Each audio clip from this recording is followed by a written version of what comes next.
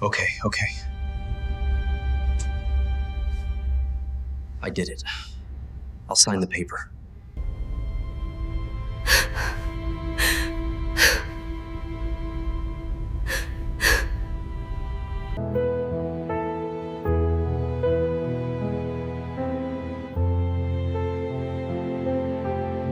The first time my life ended, I didn't die. I signed my name. I need you to calm down, the man across the table said. His voice was flat, like he was reading weather numbers. Just listen. I stared at the paper in front of me. White. Clean. Too clean for something that heavy. My hands were shaking so badly that the pen kept slipping between my fingers. I didn't do this, I said. My voice sounded thin, like it didn't belong to me. You know I didn't. The detective didn't answer right away. He just watched me, eyes slow, like I was already something broken. Your prints are everywhere, he said. The accounts lead back to you. Witnesses placed you there. That's impossible, I said. I was at home. Ask my wife. The door opened behind me before he could reply. Lena walked in. My wife. Her heels clicked once, then stopped. I'm here, she said softly.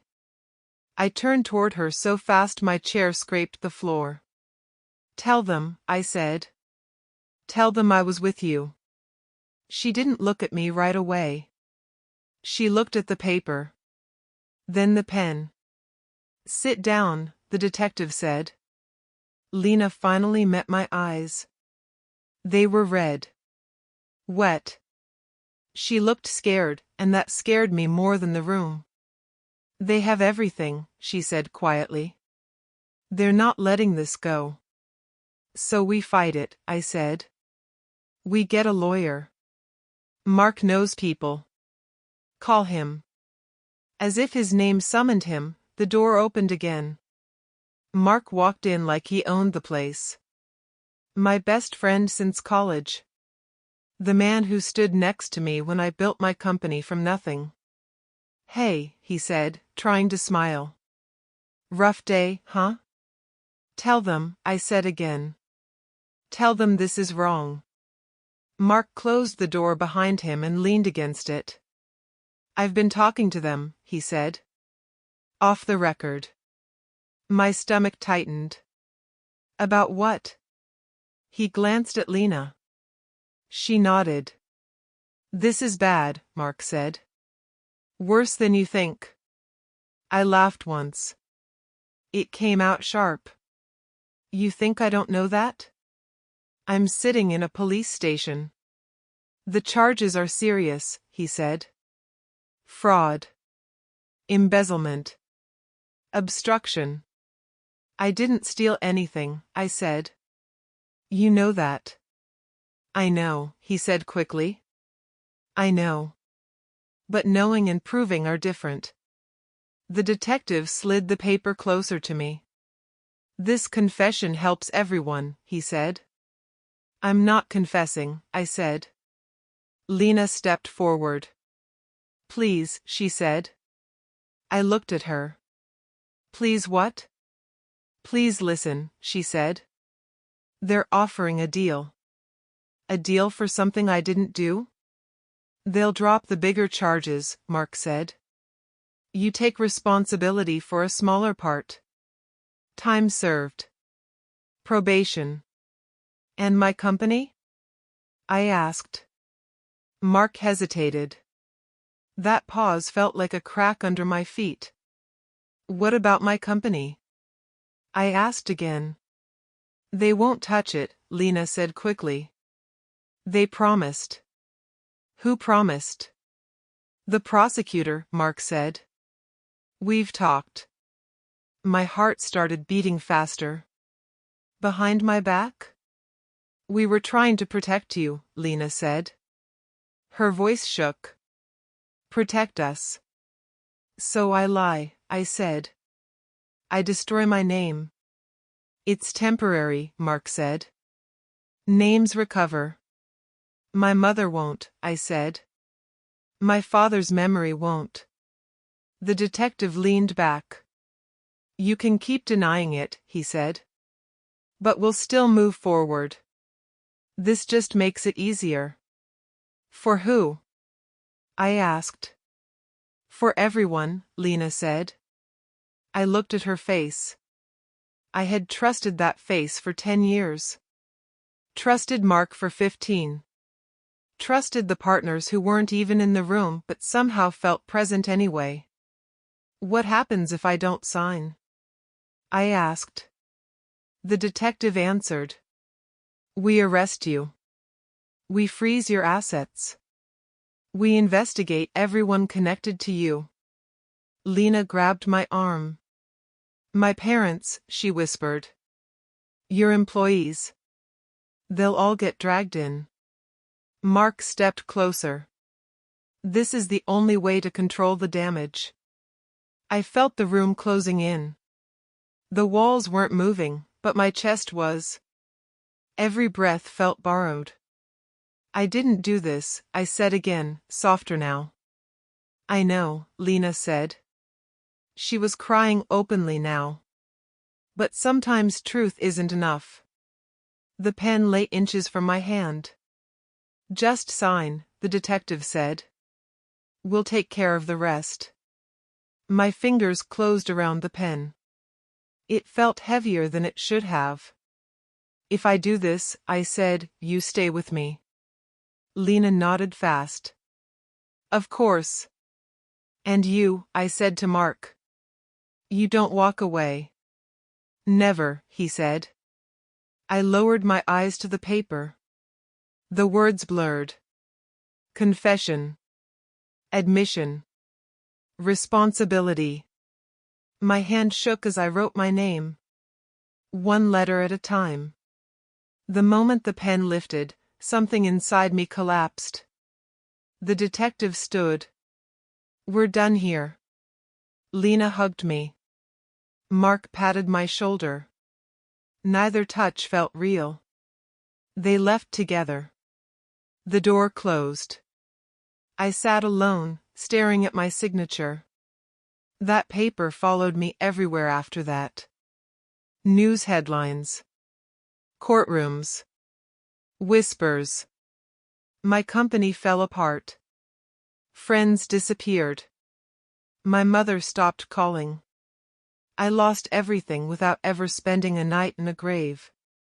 Then the room flickered. The air shifted. My heart slammed hard, like it was being restarted. Sir? I blinked. The interrogation room was still there. Same table. Same chair. Same paper. My hands were shaking again. The pen was back in front of me. I jerked in the chair like I had been shocked. Sir, the detective said. I sucked in air so fast my chest hurt. The room was the same. Same gray walls. Same metal table. Same cheap clock ticking too loud. The paper lay in front of me, blank and innocent, like it hadn't ruined my life already. My throat tightened. I need water. The detective frowned but slid a plastic cup toward me. You're under a lot of stress. I almost laughed. Stress didn't even touch it. I had just lived this. Every second. Every lie. I looked at my hands. They were clean. No prison scars. No shaking from withdrawal. Just fear. Fresh fear. I was back. Lena burst through the door again, right on time. I'm here, she said, breathless. My heart slammed, but this time it wasn't panic. It was rage buried under ice. Tell them, I said softly. She blinked. Tell them what? That I was home, I said. She hesitated. Just a second. But I saw it now. We talked about this, she said. This isn't helping. Mark followed her in, wearing the same worried face like a mask he practiced in a mirror. Hey, he said. We'll get through this. I nodded slowly. Yeah. We will. The detective leaned forward. Have you reconsidered? I rubbed my face, acting tired. I'm just confused. Lena rushed to my side. That's normal, she said. Anyone would be. In my head, another room played. A smaller one. Bars on the window. A man crying at night. Me. I trusted you, I whispered, not to them, but to the memory. Mark misunderstood. You still can. I swallowed hard. Prison nights flashed behind my eyes. The smell. The shouting. The way my name sounded like dirt when people said it. My mother's face appeared next. Pale. Broken. Why didn't you fight? She had asked through glass. I pressed my lips together. I wouldn't answer that again. What happens next? I asked out loud. The detective slid the paper closer. You cooperate. Lena squeezed my hand. It protects us. I looked at her fingers. Same ring. Same nails. Hands that signed papers behind my back. Us, I repeated. Yes, she said quickly. Mark nodded. Everyone benefits. I almost smiled. Benefits. He was right, in a way. They did. My stomach twisted as more memories hit. Headlines. My photo. Words like greedy and criminal. People I had helped pretending they never knew me. You don't look good, Lena said. I'm thinking, I said. The detective checked his watch.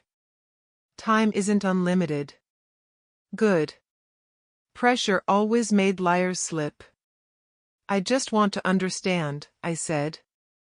Why me? Mark answered too fast. Because you were in charge. And you? I asked. He stiffened. What about me? You handled the accounts, I said. You signed checks. That's different, he said. I was following orders. Lena stepped in. This isn't helping. It was helping me plenty. I feel sick, I said, leaning back. Lena brushed my arm. Just breathe. I closed my eyes. In the dark, I saw myself older, thinner, staring at a wall and counting days. I heard a guard laugh. When I opened my eyes, clarity settled in. Running wouldn't save me. Fighting them emotionally wouldn't either. I had done that already. It ended in a cell. I needed control. I don't want to hurt anyone, I said quietly. Mark relaxed. Then this is the way. Lena smiled through tears. I knew you'd understand. Understand. Yes. I finally did. The detective placed the pen near my hand. We'll keep this quick. I picked it up, letting my fingers tremble on purpose. I'm scared, I said. That's normal, the detective replied. Lena leaned in. I'm proud of you. Proud. The word burned. I nodded. I just need a moment. The detective stepped back. I stared at the paper, but inside I was already moving pieces. I remembered which words they twisted. Which lines mattered. Which timing destroyed them later. I remembered the lawyer I never called. The one I ignored. The one name I would not forget again. My heartbeat slowed. I'll sign, I said. Relief filled the room. Lena exhaled. Mark straightened. But, I added, lifting my eyes, I want to read it first. The detective shrugged. Of course. I scanned the page, pretending to struggle. Inside, I smiled for the first time in years. This time, the paper wouldn't kill me. This time, I would let it live just long enough to bury them. I'll sign it. The words left my mouth so easily that the room went quiet for a second. Lena froze. Then her shoulders dropped like someone had finally taken weight off them. Thank God, she whispered. Mark didn't speak, but I saw it. A tiny lift at the corner of his mouth. Gone fast, but not fast enough. The detective exhaled. That's the right choice. I nodded and lowered my eyes, playing the role I knew so well. Weak. Cornered. Ready to fold. Inside, I felt nothing. No fear. No shame. Just focus. The pen was already in my hand. I hadn't even realized I picked it up. Take your time, the detective said, suddenly polite. I glanced up. You're sure this protects everyone? Lena stepped closer. Yes, she said. I promise. I almost laughed. Promises sounded different when you knew exactly how they ended. I bent over the paper.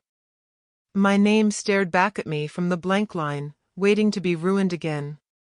But this time, the signature wasn't surrender. It was bait. My hand moved slowly. I wrote my name the same way I always did, but I paused between letters. Just enough. I added pressure where it didn't belong. A curve that could be questioned. A timing detail only a careful eye would notice later. Mark watched me like a hawk. You okay? He asked. Just nervous, I said. That's normal, the detective said. I kept writing. I let my wrist shake once, deliberately smearing a line.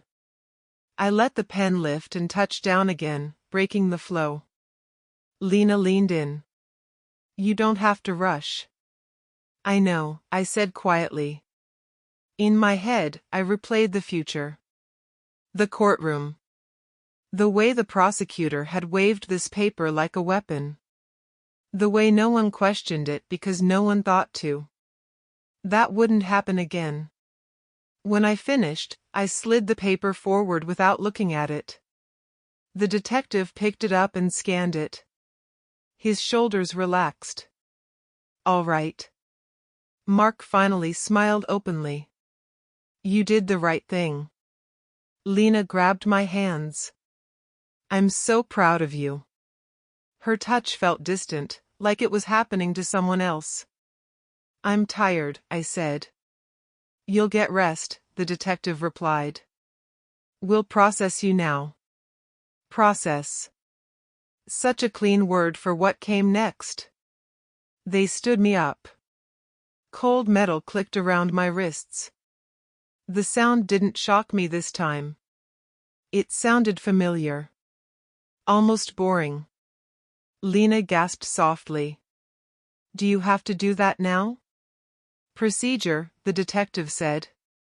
I met her eyes. It's okay. She nodded, but she didn't meet my gaze for long. As they led me toward the door, I caught Mark watching my back. Take care of things, I said. Always, he replied. The hallway smelled like bleach and old air. Each step echoed. I remembered this walk. Remembered how it felt the first time, like falling down a hole with no bottom. This time, I counted steps. A different officer joined us halfway down. He was taller, quieter. His badge read Harris. He glanced at me once. Then again. You understand the charges? He asked. Yes, I said. His eyes lingered on my cuffs.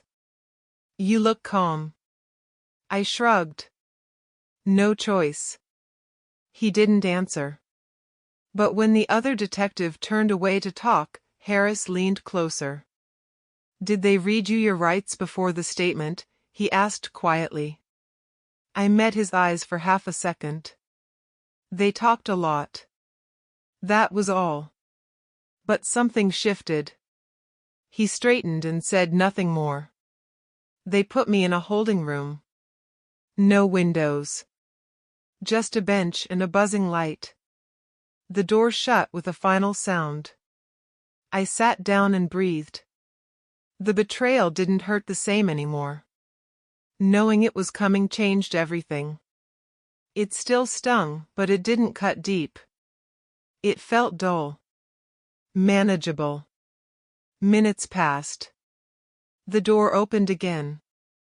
Harris stood there alone. Phone call, he said. I looked up. Already? He studied my face. Make it quick. He handed me the phone and turned his back. My fingers hovered over the keypad. In my first life, I had called Lena. Or Mark. Or no one. I couldn't remember. It hadn't mattered. This time, I dialed a number I had ignored before. A number I remembered too late. The line rang once. Twice. Daniel Cross, a man answered. I need a lawyer, I said. There was a pause. What happened? I signed something I shouldn't have, I replied. Another pause, sharper this time. Where are you? I told him. I'll be there, he said. Don't say anything else to anyone. The call ended. Harris turned back around. Done? Yes, I said. He nodded and took the phone. As he opened the door, he hesitated. For what it's worth, he said, low, confessions don't mean much if they're broken. I watched him leave. The door shut again. I leaned back against the wall and closed my eyes. This time, I wasn't afraid of the paper. I had signed the lie on purpose. The door opened without warning. You asked for a lawyer, a calm voice said. I'm Daniel Cross. I stood slowly. You came fast. I don't waste time, he replied. Sit. He didn't look impressed by the room or the cuffs. He pulled a chair close, leaned forward, and studied my face like a puzzle. They say you confessed, he said. I signed a paper, I answered. That's not the same thing, he said. Something in his tone steadied me. They pushed me, I said. Who? Everyone, I replied. He nodded once. Start from the beginning. I took a breath. My wife cried. My best friend advised. The police pressured. I signed. Why? To protect people, I said. Daniel's pen paused. Did it? No, I said. Good, he replied. You're learning. I leaned closer. I made mistakes before. Before what? He asked. Before I understood how this ends, I said carefully. He didn't laugh. He didn't question my words. He just listened. They rehearsed it, I continued. Every line. Every promise. Promises don't hold up in court, he said. They said it would go easy, I added. It never does, he replied. I swallowed. I let them think I broke. Daniel looked up. But you didn't. No, I said. Did they read your rights before the statement? He asked. After, I replied. His eyes sharpened. Interesting. They brought my wife in, I said. Alone? With my friend, I answered. He wrote something down. Conflict of interest. They threatened to freeze assets, I continued. Documented? I think so, I said. Good, he replied softly. I watched him work. No anger. No judgment. Just focus. I changed how I signed, I said. He finally smiled. I noticed. I blinked. You did? Yes, he said. Pressure variance. Timing breaks. That's not a clean signature. My pulse jumped. They rushed you, he said. Used emotional leverage. That's coercion. They smiled after, I added. Of course they did, he replied. I leaned back. In another version of this, I stayed quiet. Daniel paused. Another version? I didn't say that right, I corrected. He waved it off. You mean you've thought about outcomes? Yes, I said. I know where silence leads. Prison, he replied. I met his eyes. Exactly. He closed his notebook. 10 minutes, he said. 10? That's all I need, he replied. He stood and paced. Confession obtained without counsel. Spousal pressure. Witness contamination. Signature inconsistency. I followed every word. Plus, he added, your calm behavior contradicts guilt. I almost smiled. They think you folded, he continued. That's their mistake. What happens now? I asked. We don't fight loud, he said. We fight precise. He leaned down. You don't talk to anyone else? Not even her? I asked. Especially not her, he replied. I nodded. They used you as a shield, Daniel said. People who do that leave fingerprints everywhere. I felt something return. Not anger. Control. I trusted them, I said. Trust is expensive, he replied. He headed for the door, then stopped. One more thing, he said. Yes? He turned back. They didn't trap you. I waited. They exposed themselves. The cell door didn't open, but the world outside it started shaking anyway. Daniel's voice came through the phone first. I filed the motion. For what? I asked. Everything, he said. Evidence freeze. Confession review. Procedural violations. I leaned against the wall. How fast? Faster than they expected, he replied. I smiled, small and quiet. Good. They're scrambling, Daniel continued. Your wife called the station twice. I closed my eyes. I could picture it. Lena pacing. Her voice rising. Her control slipping. What did she say? I asked. She asked if the confession was final, he said. Then she asked if it could be undone. I laughed once. That's new. She's scared, Daniel added. Good, I said. Silence stretched for a second. You sound different, he said. I am, I replied. The call ended, but the feeling stayed. For the first time, I wasn't waiting for rescue. I was watching cause and effect catch up to people who thought they were untouchable. Hours later, Mark showed up. Not inside the cell. Outside the glass. His jaw was tight. His smile was gone. You didn't tell me you called a lawyer, he said. I picked up the receiver. You didn't tell me you practiced your speech. He flinched. Don't do this. Do what? I asked. Pay attention? You're making things worse, he said. For who? For everyone, he snapped. There it is, I said. He leaned closer to the glass. You think you're clever? I think you're nervous, I replied. His eyes darted around. This isn't a game. I know, I said calmly. He slammed his hand on the counter. You signed. And that means it's done, he said. I shook my head slowly. You should have read it closer. His face drained of color. What did you do? I didn't answer.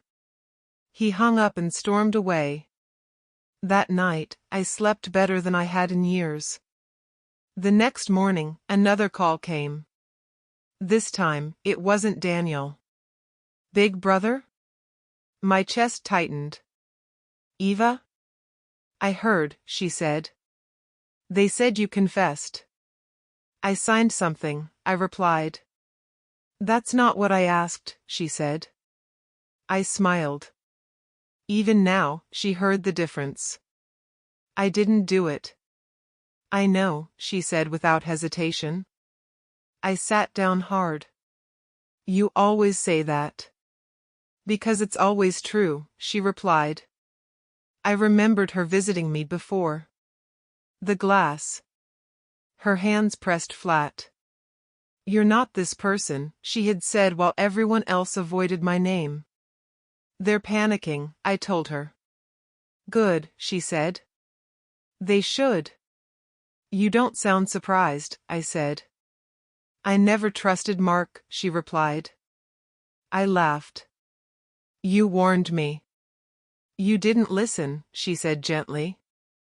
I am now, I replied. Her voice softened. You're not alone this time. I swallowed. I wasn't last time either. I just didn't see it. After the call, Harris appeared at my door. They reopened the file, he said. Mine? No, he replied. I looked up. Whose? He didn't smile. Your wife's. Your partner's. I felt something settle in my chest. Not joy. Balance. They found inconsistencies, he continued. Financial trails. Conflicting statements. Funny how that happens, I said. Harris studied me. You planned this? I prepared, I replied. He nodded once. Sometimes that's enough. As he walked away, I leaned back and breathed. The house was collapsing. And all I had done was remove one brick. The pressure didn't come all at once. It dripped in, slow and steady, until it filled every crack they had hidden behind. I heard it before I saw it. Raised voices down the hall.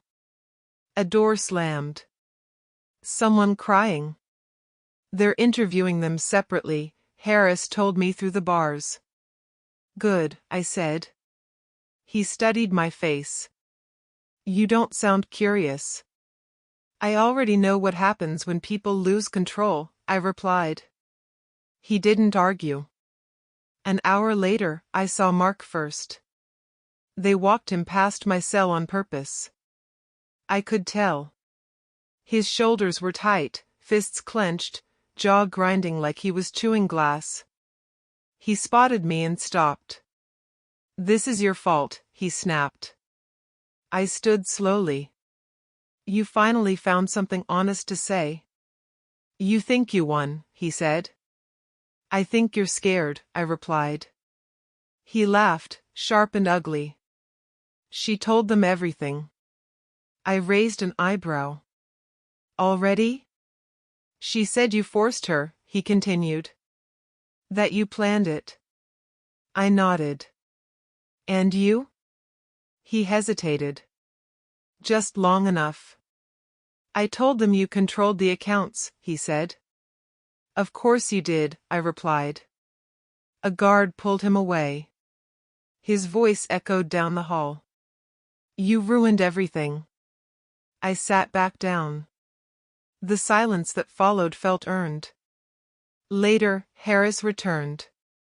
They're eating each other alive, he said. People always do when the story changes, I replied. He leaned against the wall. She admitted to the affair. With Mark? I asked. With one of the partners, he corrected. I closed my eyes. Another memory clicked into place. Late nights. Excuses. Business trips that never made sense. She also admitted to signing documents in your name, Harris added. Forgery, I said calmly. Yes, he replied. And Mark? I asked. Harris exhaled. Money laundering.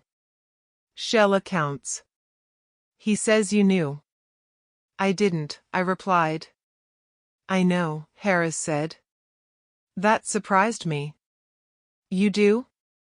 He met my eyes. I should have listened sooner. I watched his face.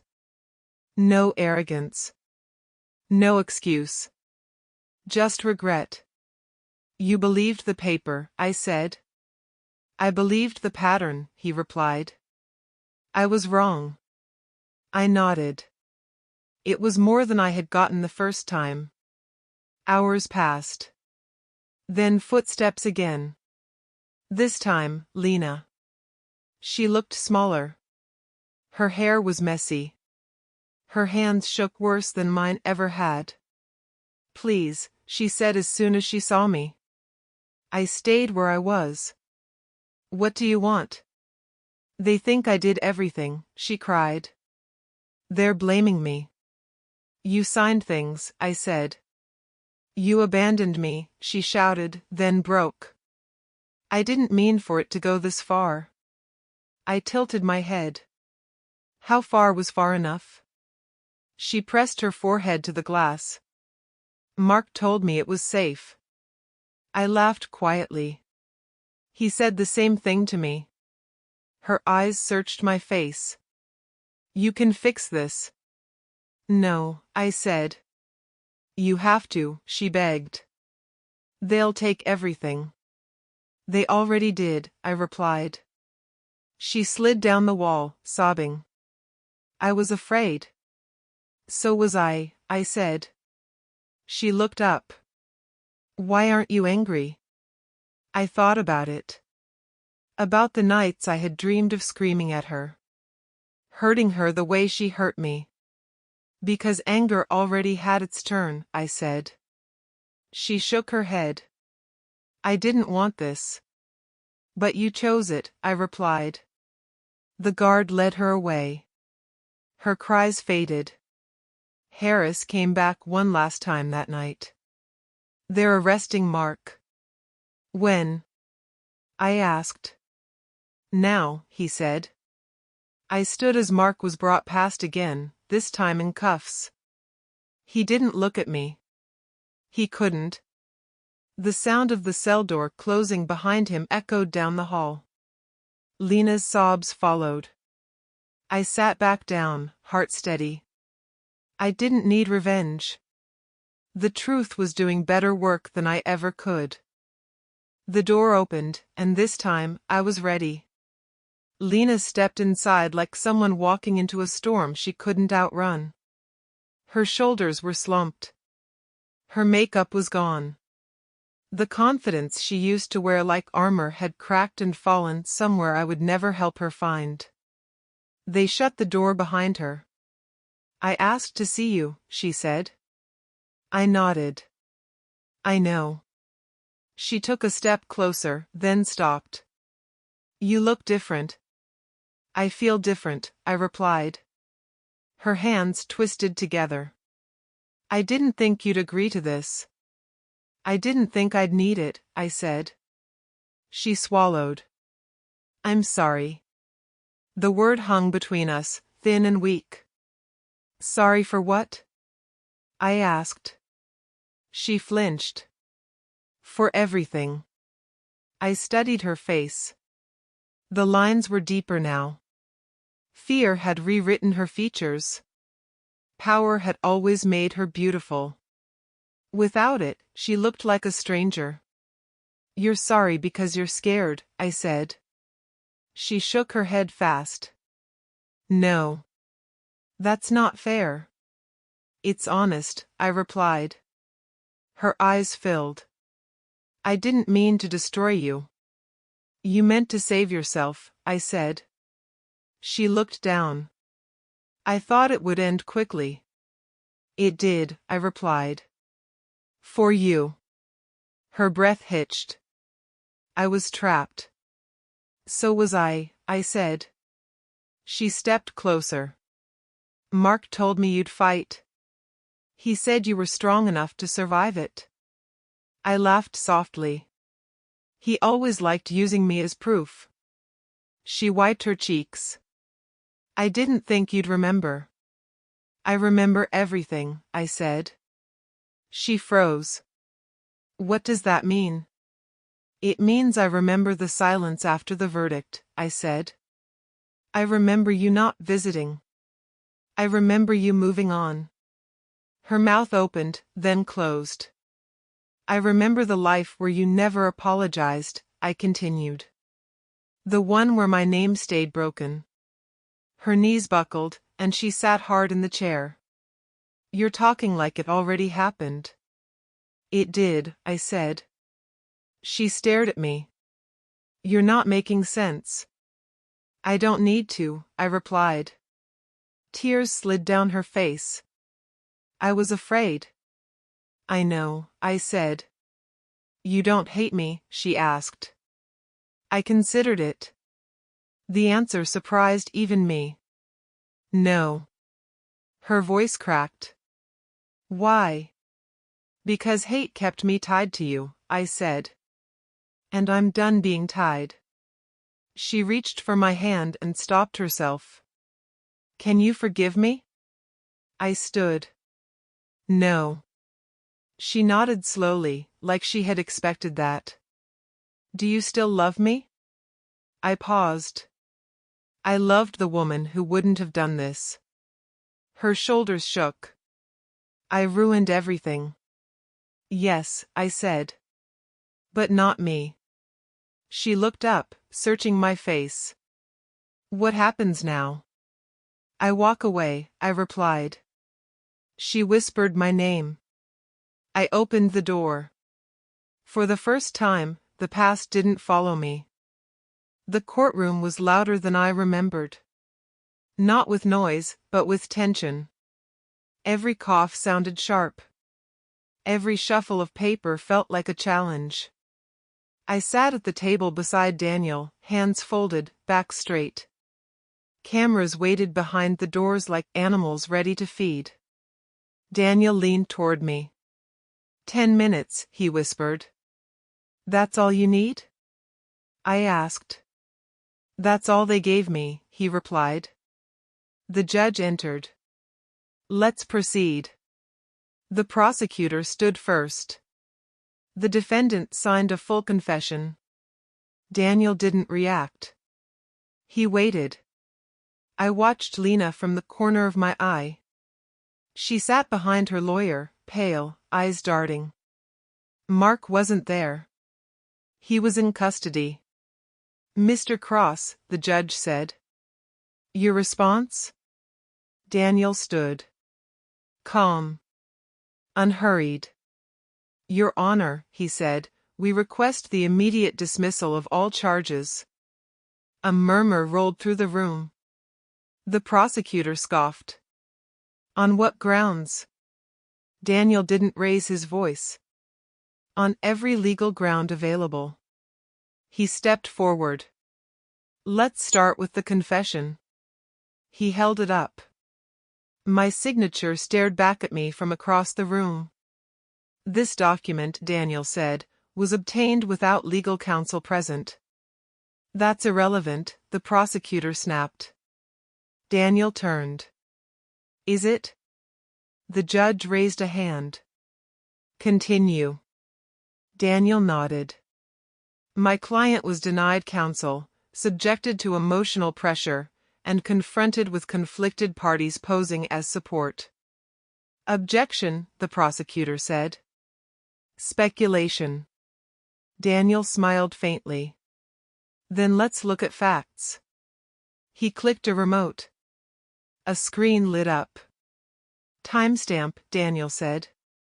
The confession was signed before rights were read. The judge leaned forward.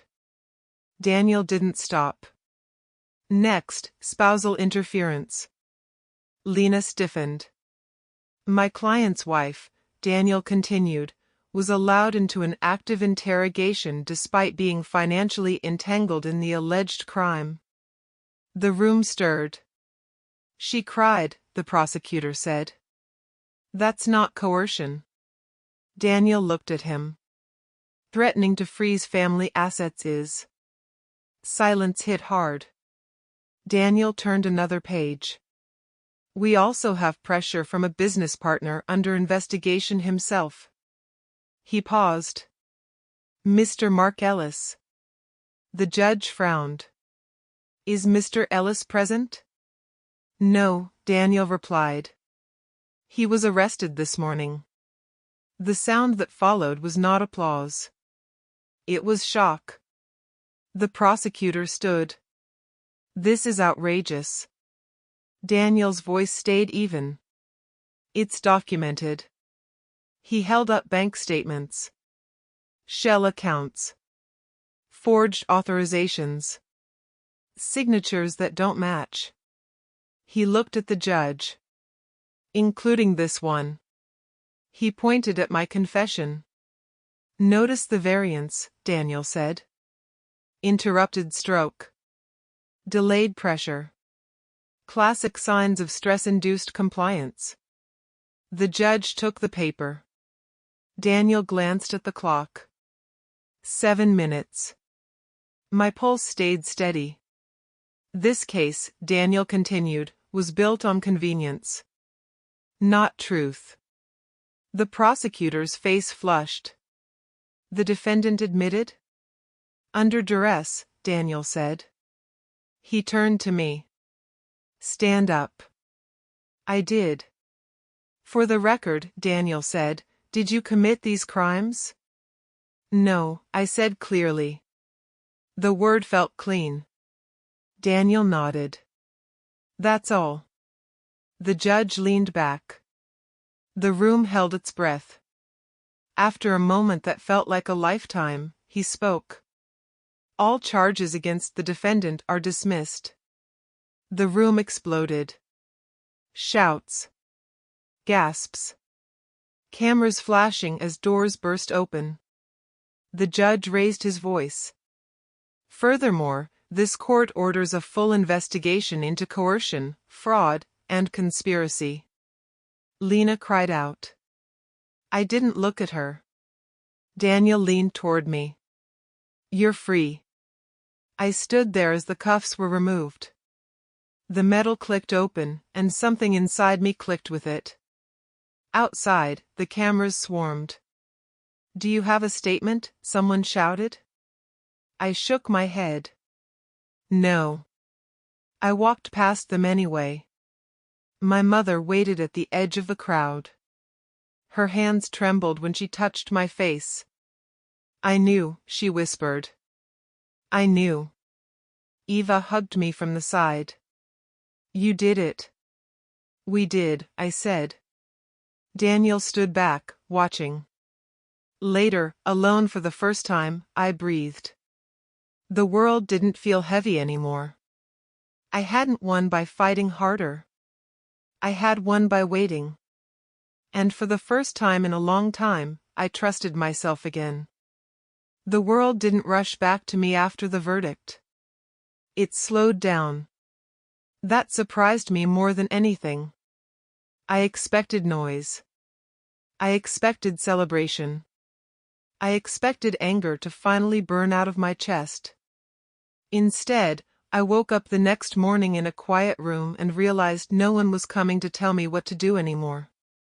That was when it really began. Daniel called first. Sentencing was finalized. For Mark? I asked. Yes, he said. 5 years. Reduced cooperation, but enough to end everything he built. I closed my eyes. I didn't feel relief. I didn't feel joy. I felt finished. And Lena? I asked. He paused. She took a plea. Moved. Changed numbers. She won't be part of your life again unless you ask for it. I won't, I said. I figured, he replied. After the call, I sat at the edge of the bed and stared at my hands. They were steady now. No cuffs. No shaking. Just hands that belonged to me again. Eva visited later that day. She brought coffee in silence, which told me she understood exactly what I needed. You okay? She asked eventually. I think so, I said. She smiled. That's a new answer. I laughed quietly.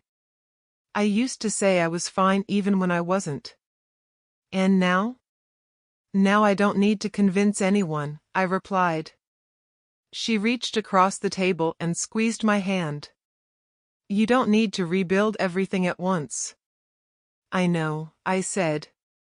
I just need to build the right things. The company was gone. I didn't try to save it. I didn't want to. It had been built on trust one-handed to the wrong people, and I didn't feel like digging through the ashes to prove something. I sold what was left. Paid debts. Walked away. People asked if I was angry. I wasn't. Anger had already taken too much time from me in the life I remembered but never spoke about. My mother called every night for a while. Sometimes she talked. Sometimes she just listened to me breathe. I don't need you to be strong, she said once. I just need you here. I am, I replied. That was enough. Weeks passed. Then months.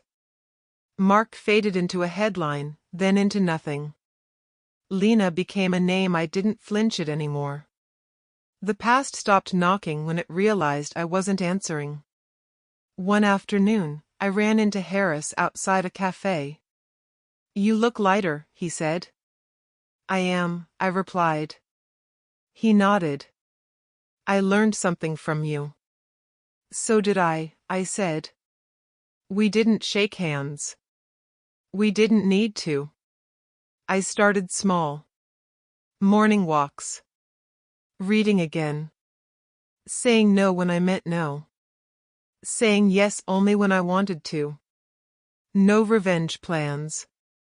No speeches. No proving points. Just living. One night, sitting alone, I finally understood something that had bothered me since the beginning. This wasn't about going back. It was about choosing forward. The second chance hadn't been given to save my reputation. It had been given so I could see clearly enough to walk away from the wrong life. I didn't change fate. I changed myself. And that was enough. I closed my eyes, breathed in the quiet, and let it stay. Silence sounds different when it's earned. I noticed it the first morning I woke up without fear pressing on my chest. No phone vibrating with bad news. No voice in my head rehearsing defenses. Just quiet. You still asleep? My mother called from the kitchen. I'm up, I said. She peeked around the corner like she didn't quite believe me. Coffee's getting cold. I'll survive, I replied. She smiled. That's my line. I joined her at the table. She slid a cup toward me, watching my hands the way she used to when I was a kid. You're steady, she said. I feel steady, I answered. That's new, she said softly. Eva knocked a moment later. She didn't wait to be invited in. Morning, free man, she said. I raised my cup. Still getting used to that title. She sat across from me. People are talking. Let them, I said. They're saying you should sue, she continued. Media wants interviews. My mother frowned. He doesn't owe anyone anything. I know, Eva said. I just wanted you to hear it. I don't want revenge dressed up as justice, I replied. Eva studied me. You really changed. I stopped chasing noise, I said. Later that day, Daniel called. Offers are coming in, he said. For what? I asked. Your story, he replied. Books. Documentaries. No, I said. He laughed lightly. You didn't even think. I already did, I answered. Why, he asked. Because my life isn't evidence anymore, I said. There was a pause. Fair, he replied. I went for a walk after that. The city looked the same, but it didn't feel like it owned me anymore. Someone recognized me near the corner store.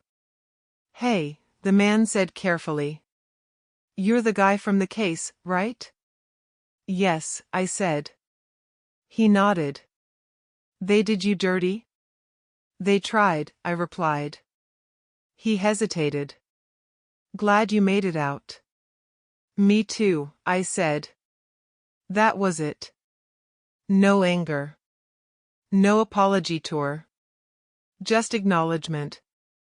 That night, I dreamed. Not about cells or papers. I dreamed about standing still while the world moved without pulling me apart. When I woke up, my phone buzzed. Unknown number. I answered. Hello? Is this him? A woman asked. Yes, I replied. I was on the jury, she said. I just wanted to say I'm sorry. I closed my eyes. You did your job. She exhaled. I'll remember that. After the call, I sat on the edge of the bed. Justice hadn't come from shouting. It came from patience. And for the first time, the silence didn't scare me. The past doesn't disappear. It just stops leading. I realized that while standing in line at a grocery store, holding a basket with things I actually needed. The cashier glanced at me. You look familiar. Maybe, I said. She scanned the items. Rough year? You could say that, I replied. She smiled. You look like someone who made it through. I did, I said. Outside, Eva waited by the car. Deep thoughts, she asked. Just living, I said. That night, Daniel invited me to dinner. I won't bill you, he said. You better not, I replied. We sat across from each other, food untouched at first. You know, he said, most people would have burned everything down. I thought about it, I admitted. What stopped you? He asked. Knowing it wouldn't heal me, I said. He nodded. That's rare. I was tired of being controlled, I continued. Even by anger. He lifted his glass. To clarity. To clarity, I echoed. A week later, I ran into Harris again. Coffee, he asked. Sure, I said. We sat in silence for a moment. I still think about it, he said. How close I came to missing the truth. So do I replied. He looked at me. You saved yourself. I let go, I said. That's harder, he admitted. He wasn't wrong. That evening, I visited my mother's house alone. I stood in my old room, looking at things I once thought defined me. They didn't. My phone buzzed again. A message from an unknown number. I hope you're okay. I didn't reply. I didn't need to. Instead, I deleted the thread and set the phone down. Some doors don't need closure. They just need to stay closed. Weeks passed. Then months. I found work that didn't ask me to perform. I found mornings that didn't feel borrowed. I found peace that didn't depend on winning. One night, Eva asked, "Do you ever wish you could go back?" I shook my head. No. Not even to change things sooner, she asked. No, I said. I wouldn't be this person. She smiled. I like this person. So did I. On the anniversary of the verdict, I took a walk alone. No cameras. No speeches. Just air in my lungs. I whispered to myself, "You made it." And for once, I believed it. Not because the world said so, but because I did. The letter arrived without warning. No stamp I recognized. No name on the front. Just my address and careful handwriting. Eva watched me open it. "You okay?" "I don't know yet," I said. Inside was a single page. I was wrong. That was the first line. I exhaled slowly. It's from her. Eva didn't ask who. She knew. "You don't have to read it," she said. "I want to," I replied. I sat down and kept going. I blamed you because it was easier than blaming myself. I laughed once, quietly. That part's true. Eva leaned against the counter. What else? She says she's sorry, I said. Again. Does it feel different? Eva asked. I shook my head. It feels late. I folded the letter and set it aside. You going to respond? Eva asked. No, I said. Why not? Because this isn't about closure anymore, I replied. It's about boundaries. That afternoon, Daniel called. You get the letter? He asked. Yes, I said. Good, he replied. That's usually the last move. Move toward what? I asked. Absolution, he said.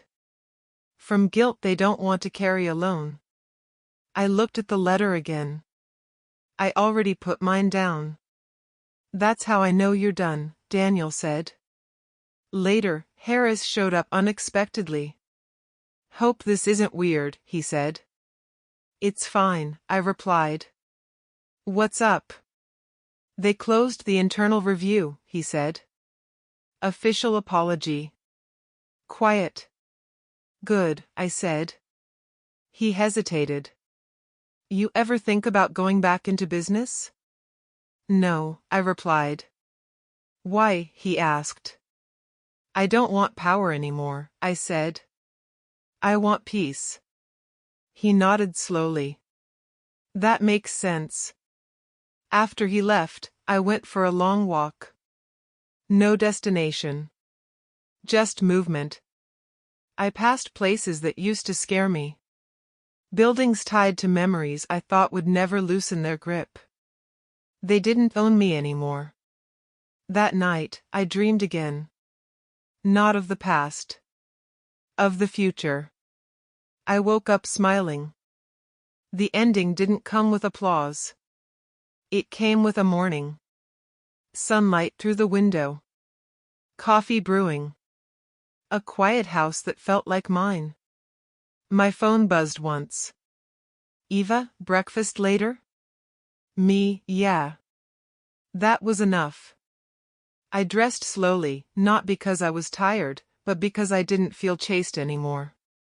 At breakfast, Eva studied me. You look settled. I am, I said. Really? She asked. Yes, I replied. Not happy every second. Just grounded. She smiled. That's better. After breakfast, I walked alone to the park. I sat on a bench and watched people pass. Strangers with their own stories, their own battles, none of them tied to mine. A man sat beside me. Nice day, he said. It is, I replied. You waiting for someone? He asked. No, I said. Just being. He nodded. That's rare. I laughed. I had to earn it. He stood and walked away. I thought about the life I've almost stayed in. The version of me that kept fighting ghosts long after they were gone. I didn't miss him. Later that evening, my mother called. I made your favorite, she said. I'll be there, I replied. At her table, surrounded by warmth and simple conversation, I felt something lock into place. Not victory. Belonging. You okay? She asked softly. I'm better than okay, I said. I'm free. That night, alone again, I opened the letter one last time. I read it without emotion. Then I tore it in half. Not in anger. In release. I threw it away and washed my hands. Standing at the window, I whispered, I choose this life. And for the first time, nothing argued back.